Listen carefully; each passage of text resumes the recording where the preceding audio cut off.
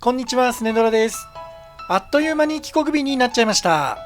今回は運航便の都合もあって8泊だったんですよね。ちょっとね、8泊は長いかなとも思ったんですが、過ぎてしまえばもうあっという間でね、名残惜しい気持ちでいっぱいです。Uber を使って30分程度でホノルル空港に到着です。コロナの手続きもあるので少し早めに空港に来たんですが、まだ3時間半ぐらい前なので、カウンターがオープンしてませんでした。暇つぶしにアナのカウンターにも来てみたんですが、飛行機がこの時間帯飛んでないのか全く人がいません。やっとカウンターがオープンしたので搭乗手続きを始めます。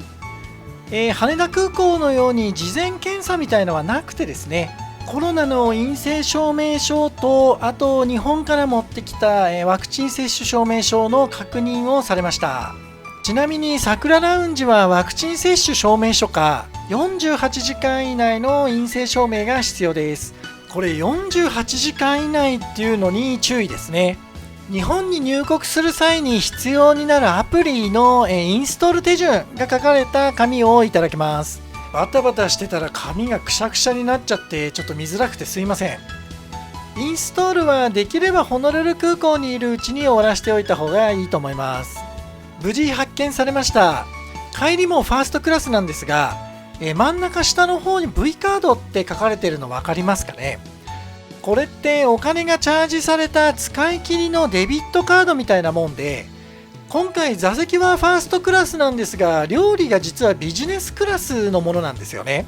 これ予約の段階で言われてたんですけど、それのお詫びとして1人200ドル、2人で400ドルの V カードをもらうことができました。安いのか高いのかっていうのはあるんですが、うち的にはラッキーです。いつも大行列ができる保安検査の入り口なんですが、人が全然いません。やっぱり空いてますね。制限区域内に入りました。今は人がほとんどいないんですが、実はこの後急に混んでくるんですよ。アメリカの本土に飛んでる飛行機が思ったよりも多くて、タイミングで人が集中するんだと思うんですけどね、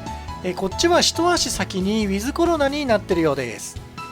フードコートは全部のお店が開いてるようです。とりあえず食べ物には困らなさそうですね。今回お世話になる JAL のボーイング 777-300ER です。もう今すでについているので、今日は定刻通り飛ぶんだと思います。まだ時間もだいぶ余ってるし、アプリのインストールもしたいので桜ラウンジに向かいます。何年か前にできた桜ラウンジ晴れは今休業中ということで、メインの桜ラウンジのみの営業になってます。ラウンジには人がほとんどいないので寂しい感じもありますが、この後ねどーっと混んでくるんですよ。やっぱり羽田便の時間が近づいてくると乗る人が多いのか、かなり賑やかになってきます。ただ桜ラウンジ自体は相当規模縮小した営業をしてて、飲み物はソフトドリンクか、缶ビールのみになってます。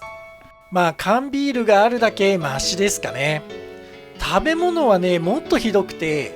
スナック菓子にインスタントラーメン、レンジアップした唐揚げに、あとフルーツですね。それとパンがちょびちょびあるぐらいでした。コロナ禍前の桜ラウンジと比較しても仕方ないんですが、早く元に戻ってくれればいいなってね、もう痛感します。帰りの便も搭乗率は 50% ぐらいということで、結構混み合っていました。それでは登場です。ついにハワイともお別れです。ハワイに来た時っていっつもなんですけど、この帰り飛行機に乗る時にもう次いつ来ようかね考えてる自分がいるんですよね。なんとかして来年4月のハパルアマラソンに参加できればなーなんてね、今んとこうっすら考えてます。はい、今回のシートは2列目の中央席の並びを取ってます。カップルとか夫婦とか、連れがいる時なんかは通路を挟んでよりもこの中央席をパーテーションを下ろした状態で並んだ方が会話がしやすくてね、すごく楽です。行きの時みたいに通路を挟んじゃうと結構話しづらいんですよね。それではウェルカムシャンパンで乾杯です。アメニティセットは行きと全く同じですね。今回もお持ち帰り決定です。ファーストクラスの8席のうち今日乗ってるのは3人だけなんですよね。 CA さんも 3,4 人いるので、もうほぼマンツーで対応してもらいます。シートは行きと全く一緒です。ちょっと古いですが、とても快適です。詳しいことは行きの動画を見ていただければよくわかると思います。料理とドリンクはビジネスクラスのものになってます。200ドルももらったし、ビジネスクラスも十分クオリティ高いんで文句ないんですが、ただ行きにファーストクラスを味わっちゃったんで、なんかね微妙な気持ちです。料理のメニューは月が変わったら見れなくなっちゃったんですが、ビジネスクラスのドリンクメニューがあったので載せておきます。ぼーっとメニュー眺めてたら CA さんからファーストクラス用のドリンクがまだあるはあるので、よかったら飲みますかって言ってもらえてね、もうぜひぜひということで、何杯か頂戴することができました。まずは CA さんおすすめのルイ・ロデレールクリスタル2008年、とっても美味しかったです。行きに飲んだサロンも美味しかったですけど、私にはちょっと贅沢すぎますね。このアペタイザーに合うようにシャンパンを選んでくれたみたいなんですけど、本当にね美味しかったです。次のおすすめはヒレステーキによく合う赤ワインということで、ニュージーランド産のピノノワール2015年ものだそうです。お肉も美味しいしワインも美味しいしね、本当にうっとりするようなひとときです。妻は和食をお願いしたんですが、やはり料理によく合う飲み物をいろいろ教えてもらってました。行きのファーストクラスの料理を食べないで帰りのビジネスクラスの食事を食べるっていうのもなんかちょっとかわいそうですけどね、仕方のないことです。食後には、とても美味しい紅茶があるということでロイヤルブルーティーをいただきました。本当にね美味しかったです。食後のデザートを食べ終わったらそろそろお休みの時間です。今日は乗ってる人数が少ないので、自分のシートでベッドを作るんじゃなくて隣のシートにベッドを作ってくれました。この2席を、自由に使っていいですということでね、本当に助かります。 CA さんに呼ばれて外を見てみたらミッドウェー岩礁が綺麗に見えました。第二次世界大戦でミッドウェー海戦があったとこですね。こんなにちゃんと見たのは初めてかもです。ライトも落ちてお休みの時間です。今回はベッドが隣の席に作ってあるので寝たり起きたりするのがとっても楽でね便利でした。トイレは行きと全く一緒ですね。歯ブラシにアルコールウェットシート、マウスウォッシュに化粧水とかもあります。トイレはもちろんウォシュレットです。このトイレの一番の売りは使う人がほとんどいないんでいつも空いてるっていうことでしょうね。可動式のパーテーションを閉めるとこんな感じになります。これでっかいですよね。ビジネスクラスのパーテーションの倍ぐらいの大きさはあるんじゃないかなと思います。そろそろ日本に近づいてきたようなので、入国の準備をしようと思います。まずはハワイで受診した PCR 検査の陰性証明書、それから機内に準備されている誓約書、最後にホノルル空港でインストールしたアプリがちゃんと入っているかの確認です。これだけ準備できていれば OK です。誓約書もちゃんと読みながら書けばそんな難しいことも書いてありませんでした。